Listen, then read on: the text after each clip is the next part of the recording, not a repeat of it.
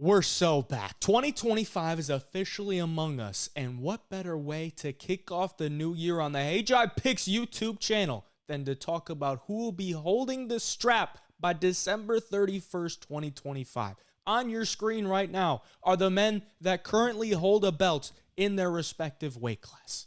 Okay, will they retain? Who will take over as the champion? We're going to go through every single weight class, men only. Sorry, don't call me sexist, but I could care less who holds the belts in the women's weight classes. I'm sure you're probably not too invested either. If you really are that invested, let me know down in the comments. If you aren't already subscribed to the channel, please hit the subscription button for me and like the video. This is going to be a very fun one because in 2026, we get to look back and see how we did. And right now, I didn't make a video on this in 2024. But I did make a tweet. And I think we should check it out because the results are all over the place. All over the place. So I didn't put out a video like this, but I did make a tweet. And Manel Kape is the flyweight champion. At the time, sounded pretty decent. You know, he had a fight in like January that if he won that, he'd probably get a title shot. He missed weight. So shot himself in the foot there. Corey Sandhagen at Bantamweight.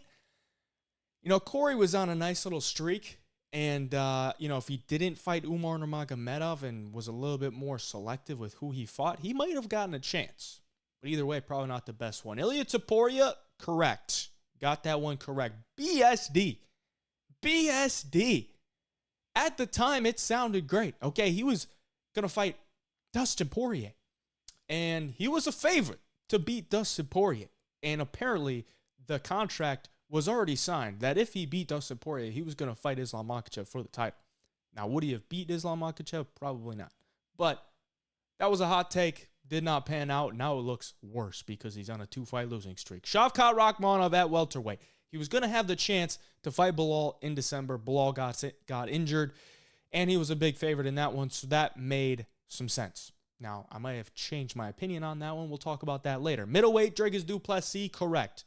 Light heavyweight, Alex Pereira, correct. Heavyweight, Tom Aspinall.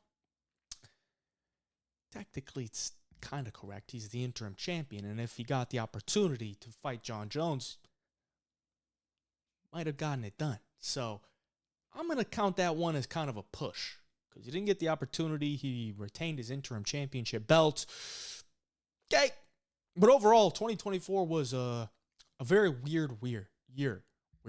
Weird year. Okay, it's my first video back. I've been off for like 2 weeks. Okay, cut me some slack. But let's get into it with the champions by the end of 2025. Flyweight, current champ. So this is how we're gonna do it. We got the current champ on the screen right there. I'll make myself a little bit smaller so you don't have to look at my balding head. Dark horse up top. So I'm gonna give you a dark horse of who could possibly take over the division. Now some of them will be kind of long shots. Some of them will be, you know, if they get the opportunity, they could probably take it. And then I'll give you my pick. You know, if there's a gun to my head, who's going to be the champion by the end of 2025, that's who I think is probably going to be the champion. The dark horse in the flyweight division. Now, this is going to be, I don't want to say a lot has to happen, but I think maybe if this fighter gets one solid win against a highly ranked opponent, they could get a title shot. And they could maybe match up with Pantoja. But right now, there's a lot of people that just can't match up with Pantoja. This fighter, very young, but I think the grappling could maybe match up with Pantoja. So if he gets the shot to fight for the title against Pantoja, maybe he could negate some of that grappling success that Pantoja has on everybody. So the dark horse in the flyweight division is none other than Tatsuro Taira. Very young, always improving. He arguably could have beat Brandon Royval. And Brandon Royval is one tough SOB. And he almost got finished in that fight for one. He almost got finished. But he had the heart to stay in there. And there were just some cardio mistakes. You know, his cardio wasn't the best in a 5-round fight. But when he got to his spots, he's so dominant in those positions. And maybe he wouldn't be dominant in those positions against Pantoja, but I think he could have some success defensively grappling against Pantoja. Then they're on the feet, and I know Pantoja's a great fighter overall. On the feet, on the ground, he's got it all. But maybe with some improvements, with him being that young, he could get, if he gets the chance, maybe he could match up. I would still favor Pantoja in that, but he's the dark horse. And overall, my pick's got to be Pantoja, man. Okay, he's what, 34 years of age? Gonna be 34. He's not quite hit the 35 to 36. And I just don't see many people in the division right now that can match what he brings to the table. Like, they had to go out and find some dude from Japan. Be like, yo, we got to build this guy up because he's a rising champion. We got to build him up. We can't even get him a chance to, like, fight for a title or fight for a title eliminator. We just got to throw him in there and hope he makes something happen just to give Pantoja a fresh matchup. That's where we're at.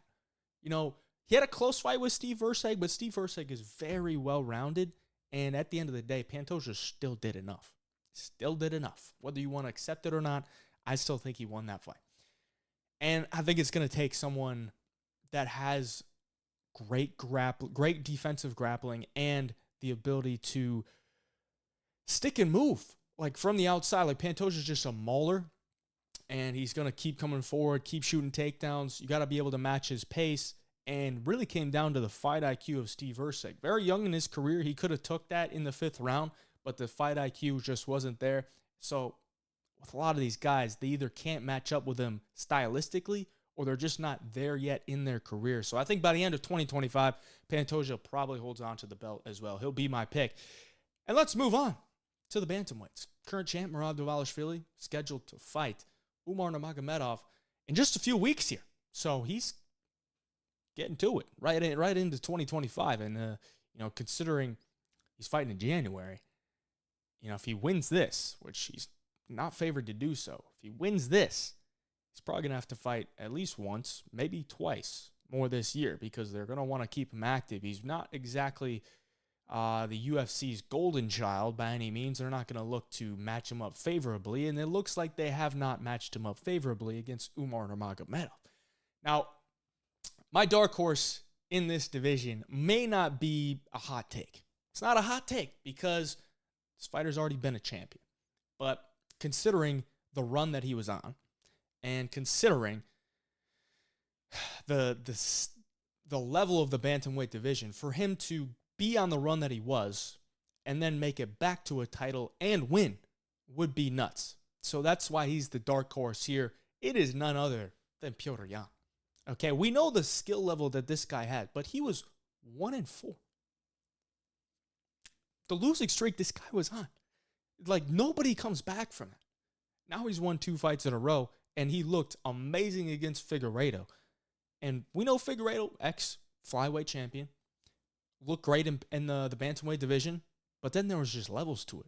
Petr Yan showed the levels. So if Petr Yan gets a chance at a title, we know he's as good, if not better, than most bantamweights on the world.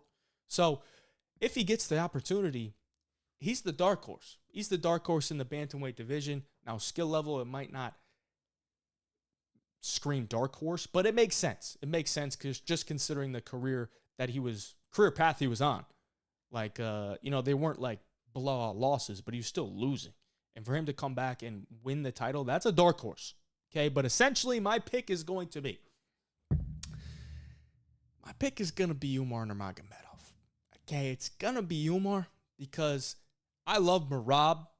I love his fight style in the not necessarily in the fact that it's like so entertaining, but I respect just the pace, the pressure, and the whatever it takes to win type of style. I respect that. But there's one thing that I will not forget. Okay, I'm not going to name names, but I will say this. I was talking to a bantamweight, not in the UFC, but a champion. And he was telling me how he's subbing Merab all the time. And I'm like, oh my God. And then I kind of remembered, I'm like, you know, Merab hasn't faced too many submission threats in his rise. You know, he's beaten O'Malley, not a submission threat. Petr Yan, not a submission threat. Henry Cejudo, not a submission threat. He really hasn't faced too many grapplers that can threaten with a submission. And Umar Nurmagomedov can, for one, wrestle his ass off. Number 2, he can He could throw in any type of choke that he needs to. And if Merab's going to be shooting 40-plus takedowns in a fight like this, Umar's probably going to beat him. And he's probably going to submit him. Or if he doesn't, he's probably just going to outpoint him like he did to Corey Sandhagen. So I got to go with Umar Nurmagomedov. I think he probably beats Merab. And then, he probably fights one more time in the year, maybe in Abu Dhabi. These guys just aren't that active. So he beats Merab in January. They probably schedule him for an Abu Dhabi card or maybe a Saudi Arabia card. Who knows? And they give him a matchup where he's probably just better than the other guy. So my pick's got to be Umar Nurmagomedov. Sucks to say, but it is what it is. Let's move on. Featherweight Division, current champ, Ilia Topuria. He was my champ to be at the end of 2024, so I got that correct. And he just pretty much took out the two best featherweights below him, I guess you could say. I mean, Volkanovski, even though he was coming off the KO loss to Islam Makhachev, I don't see that fight going in too differently than it did. And if they rematch, I think he probably knocks Volk's head off again. So there's that. Knocked out Max Holloway pretty easily. Excuse me. And then who's next? You got like Diego Lopez. Might be the guy. But then there's also another guy that I think is he's too good to overlook. And I think a lot of people are overlooking him just because he's not a flashy guy. Not a flashy guy. So the dark horse in the featherweight division is going to be Movsar Evloev. Okay? It's going to be him. As much as we can shit on his fight style and he had a close fight with Aljamain Sterling, he is still very well-rounded, very, very good grappler. And I know Ilia Topuria is an amazing grappler himself, and he doesn't really use it all that often. And I do think Ilia Topuria would probably beat Movsar Evloev. But I do think, given the stylistics, even if Topuria moves up to 155, who's next at 145? If you take a Movsar versus Diego Lopez, maybe a lot of people would love Diego Lopez in that matchup, but I think Movsar probably beats him. Beat him the first time, and I think he probably beat him the second time. So I got to go with Movsar Evloev as my dark horse, considering if he gets the opportunity, he could probably give Topuria a tough fight. And, if Topuria leaves to go up to 155, I think Movsar probably runs it. But overall, my pick's going to be Ilia Topuria. I think there are matchups in the featherweight division that'll keep him at 145 and not to move up to 155. So you got Diego Lopez, that's a fight. You got the Volk rematch, that's a fight. You got a fight with Movsar Evloev, that's a fight. So I think there's enough fights for him to stay at 145, and I think he beats them all. Too sharp on the feet, hits too hard, too good defensive wrestling, too good offensive wrestling. He's the complete package. I don't see anybody beating him at 145 anytime soon. Moving on to the lightweight division. We got Islam Makhachev as the current champion, and it's always going to be tough to dethrone a V. Always going to be tough. Always going to be tough. But if there is anybody that could do it, it could probably be Arman Tsarukyan, considering he's also a very good grappler himself, pretty solid striker, very well-rounded, and he's fought a very tough level of competition. So can Arman Tsarukyan beat Islam Makhachev?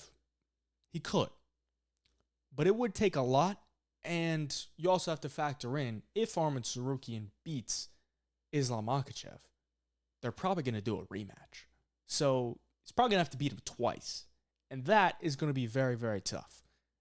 Because Islam's not a guy that is just going to fall off a cliff and say he gets sparked with some overhand right or something like that, gets knocked out.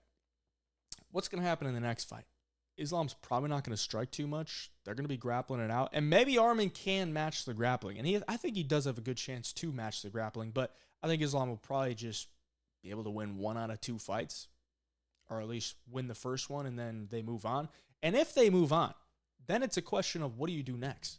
So if Islam beats Arman in January in just a couple weeks, who do you give the next title shot to?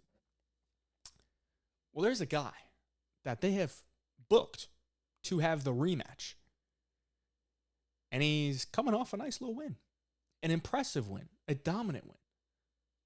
And I think you have to look and say he's the dark horse. Just considering Charles Oliveira he's been around the block. Okay, he has He beat Beneil Dariush. He was scheduled to fight Islam Makhachev. We know what happened. Volk was the lamb to the slaughter. And then Charles ends up fighting Arman Tsarukyan. And if he wins that, he's fighting for the title. Very close fight.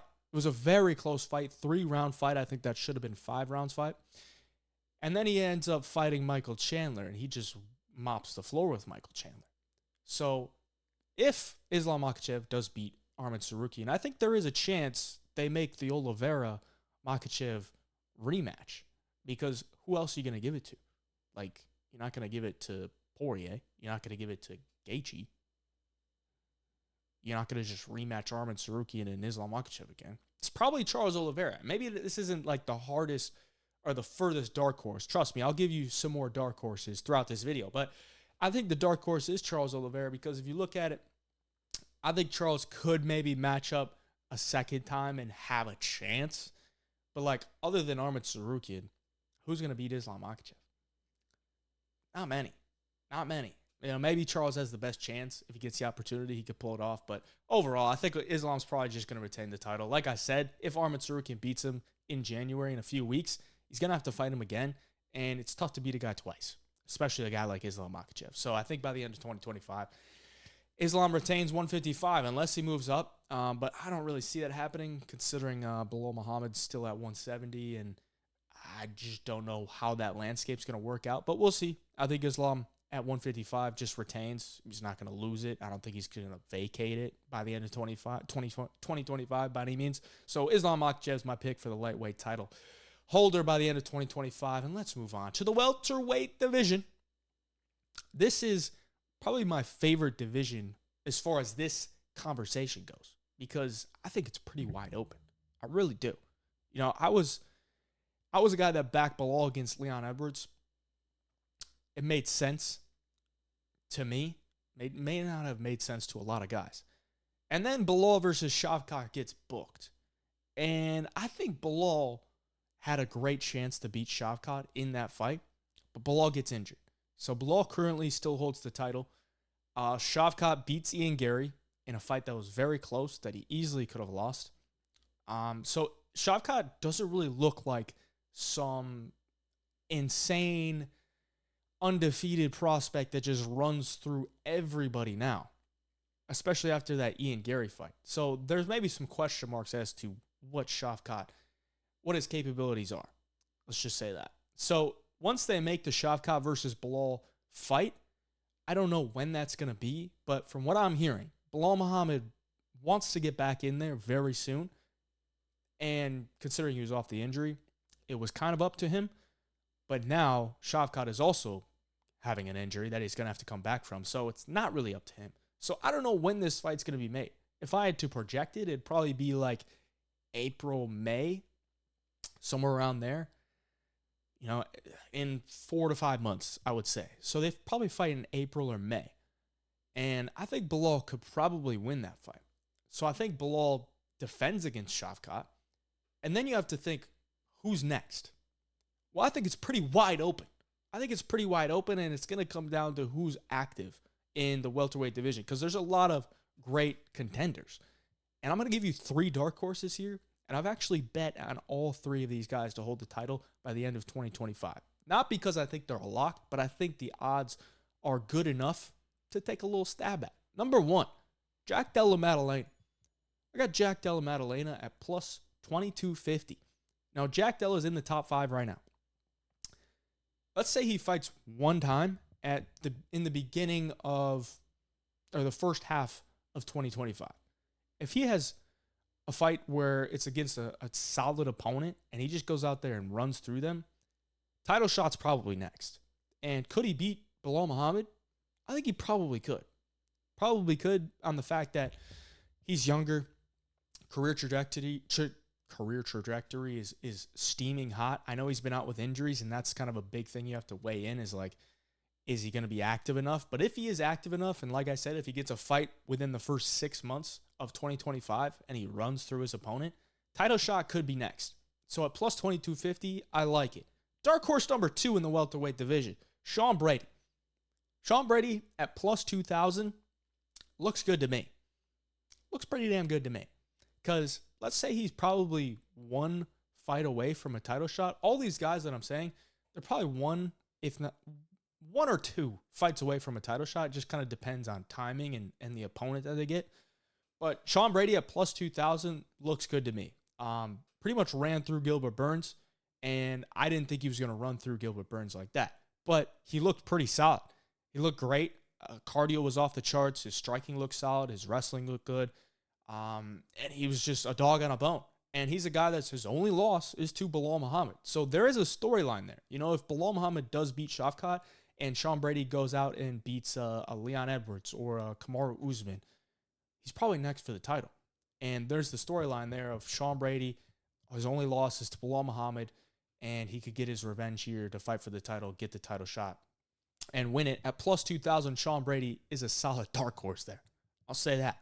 And lastly, this one's going to be a little, I don't want to say crazy, but just considering what this guy has done in his first year in the UFC, plus 2,250 again for Carlos Prates.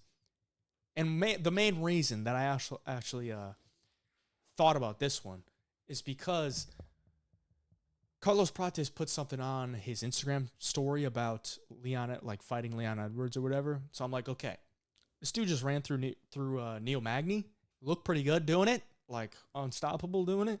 If they match him up, if they just throw him into a top 5 matchup and he fights Leon Edwards and he beats Leon Edwards, what's next? Probably a title shot. So Carlos Prates, considering this guy is very active too, like he could get 2 more fights within the first 6 months of 2025. Very active guy. Has the ability to knock guys out. It's very flashy. It's fan friendly.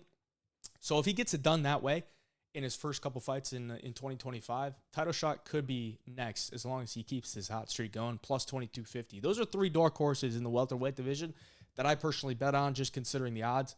And I think it's a pretty wide open weight class, just because, you know, Belal's a guy the UFC probably doesn't love having the title, but, you know, they have a lot of contenders that are dangerous and look good that they could probably throw in there and just give him a shot. So, but ultimately, my pick's going to be Belal Muhammad, okay, because of the circumstances. And this is a big thing. The circumstances are huge. Belal's going to be fighting Shavkat. We know that. That's the matchup that they're going to make. We don't know when it's going to be made. I said probably April or May, but realistically, if Shavkat's not ready, it could be July, could be August. You know, Belal only fought 1 time last year. And so Shavkat also only fought 1 time last year. They're both not super active. Belal was more active before he got the title, but when you have the title, you're not as active. You're just not. So Belal may only fight 1 time, and if he fights Shavkat, I think he could beat him. So if he fights July, August of 2025, he might not fight in 2025 again. Might only have 1 fight. So my pick is going to be Belal Muhammad. But like I said, these dark horses could definitely get the chance. At those odds, I like it. Moving on. Middleweight. Dricus Du Plessis is the current champion, and most people do believe that Khamzat Chimaev will fight Dricus Du Plessis sometime this year, and they think that he will beat him. Now, Dricus does have to get through Sean Strickland at the beginning of 2025 in February, but I do think he probably beats Sean Strickland. You know, in a rematch, I think Dricus, there's spots where he can take advantage of Sean Strickland more. You know, what is Sean Strickland going to do differently? We know Sean Strickland's going to be walking you forward, jabbing, keeping. That's his game. What else is he going to do to change that up? Now, Dricus, there's a lot more things that he can do. So I think Dricus probably beats Sean Strickland in February. And from what I'm hearing, they want to do Dricus versus Khamzat International Fight Week. I don't know if that's realistic, just considering the turnaround would be, 5 months? It's somewhat of a quick turnaround for a guy that has been fairly active in Dricus. We'll see. But if that fight is made, I'm going with Dricus, man. I think Khamzat is going to burn a little bit too hot, and that's kind of the main deal with Khamzat. He's going to be burning a little bit too hot early, and I think Dricus, cardio, strength, he can match the strength of Khamzat. I truly believe that. I think he can out-cardio him, and he's a damn good grappler too. Like, he's not a bad grappler. and he's very physical. And Robert Whittaker, I've said it many times, he's just not a physical fighter. And Khamzat ran through him for a reason. He's a very physical fighter, but so is Dricus. That's why Dricus ran through Robert Whittaker as well. So I think that's probably the case. The dark horse here, it's going to be really tough for me, but I think Kyle Bahalio, if he gets the opportunity, could maybe give one of these guys a good fight. But I just don't know, because it looks like Dricus will probably fight twice this year, and we kind of know the matchups. We know Strickland, we know Khamzat.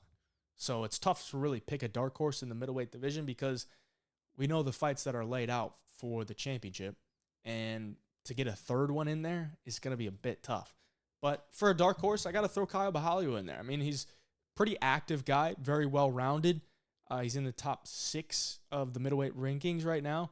And if he gets a matchup that is high up there, like a Whittaker or something like that, maybe he gets a shot. But personally, I don't think there's many dark horses in the middleweight division, just considering we know the landscape of it. Ultimately, my pick's going to be Dricus Du Plessis to hold the title by the end of 2025. It makes sense to me, man. It makes sense to me just because I think he beats Strickland, and I think he does beat Khamzat. And there's 2 fights. I don't think he needs a third. Maybe he will look for a third, but I don't think he needs a third. And for 2 fights that I know the opponents, I like his odds. So give me Dricus Du Plessis to hold the title by the end of 2025 for the middleweight division. Let's move on to the light heavyweight division, which is a weird one because I don't know what Alex Pereira is tweeting about. You know, he's kind of tweeting that he's got a fight coming up and the opponent's is made, but it doesn't really sound like it's Ankalaev. So I don't know what's happening there.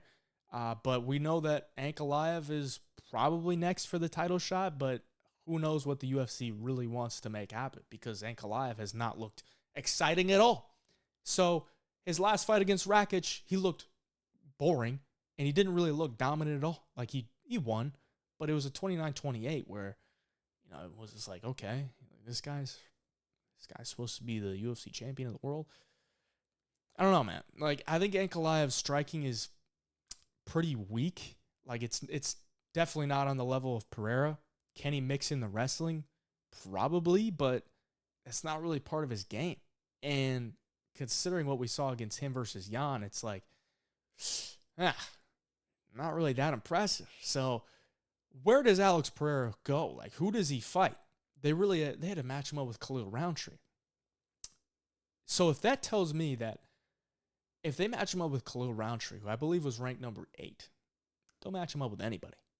Okay? And that's where the dark horses come in.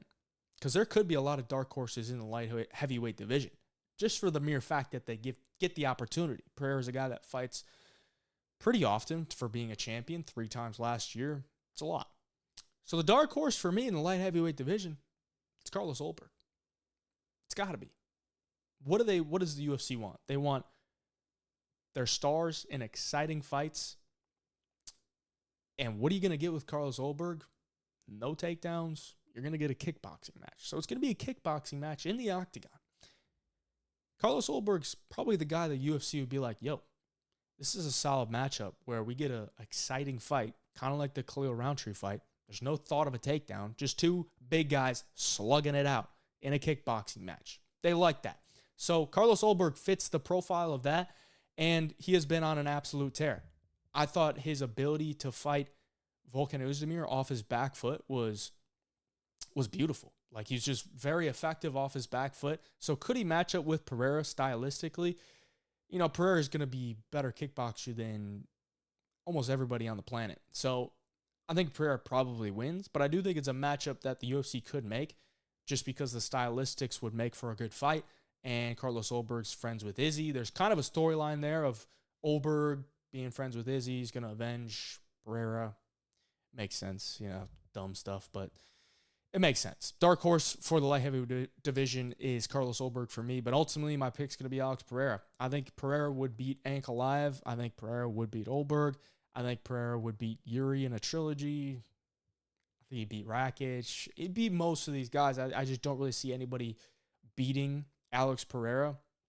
I guess, you know, you could throw Jamal Hill's name in there, but personally, I don't know. I don't really think it's going to go too differently. I just think he's a much better striker than a lot of these guys at the higher weight class just because he's had so many kickboxing fights. He's so technical. He's so smart. And his takedown defense and his grappling is just getting better and better and better. It's going to be harder to expose once, once he's been in the UFC for 2 to 3 years. He's got all that training. It's going to be tough. So he's my pick for light heavyweight.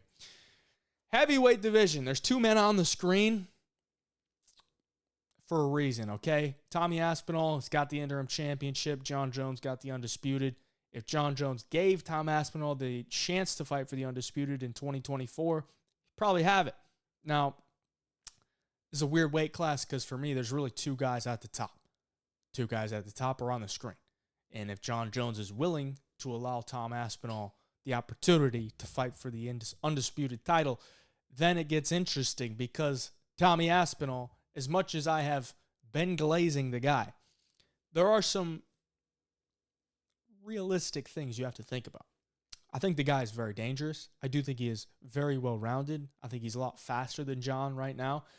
But we don't know what he looks like past 2 rounds. We just don't. So if John Jones is going to use his fight IQ, which I think is probably his best asset, he'd look to take the fight deeper into the 3rd, the 4th, and the 5th. But as far as the fight goes, is it going to happen? I don't know. But apparently, according to Dana White, it's 100% going to happen. Do I believe that? I would say I 60% believe that. So I believe it more than I don't. But I don't know that I 100% believe it. So it's an interesting one. But the dark horse, I don't think there's many dark horses just because, if John Jones beats Tom Aspinall, then he has the undisputed title, probably doesn't take another fight. And if Tom Aspinall beats John Jones, maybe they do a rematch. I would assume they probably do a rematch. But if Tom Aspinall beats John Jones, Tom Aspinall's beaten most of these guys in the heavyweight division already within like a round. So I don't know that I could match them up with Tom again and be like, yeah, this dude could beat him. But ultimately, my dark horse is going to be Alexander Volkov. And that for that reason is that could Volkov match up with John Jones? Maybe. I think he probably could because I think Volkov, for one, a very tall dude, a long dude who fights long. He also has improved grappling, and that's going to help him against John Jones, and that's going to help him against Tom Aspinall. He also has solid cardio, and that's an aspect where Volkov could exploit with Tom Aspinall if he's able to survive those first couple rounds, which is going to be tough. But, Tom submitted him the first time. I think Volkov's ground game has gotten a lot better. I think his wrestling has gotten a lot better. So he's the dark horse, but it's going to take a lot to really get to the end of 2025 and for Volkov to be champion. It's a very, very long shot. My pick, though, is going to be Tom Aspinall. Okay, I think he beats John Jones. Does he get the opportunity? That's the question. But ultimately, it's like, if John doesn't give him the opportunity, can he hold on to the belt for an entire year? I think they probably make him make a decision. Are you going to fight Tom Aspinall or are you going to vacate the title? And at that point, Tom fights probably Cyril Gane for the vacant title. And I think Tom probably beats Cyril Gane. So my pick's going to be Tom Aspinall for heavyweight, champion by the end of 2025 in the UFC. That's going to do it for the video, boys. Appreciate you for watching. First one of 2025. Subscribe to the channel. It's going to be a big year for the YouTube channel. Going to be pushing a lot of stuff. Let me know if you enjoyed this video. Like the video for me. Till next time, Hey Jive Picks. We out.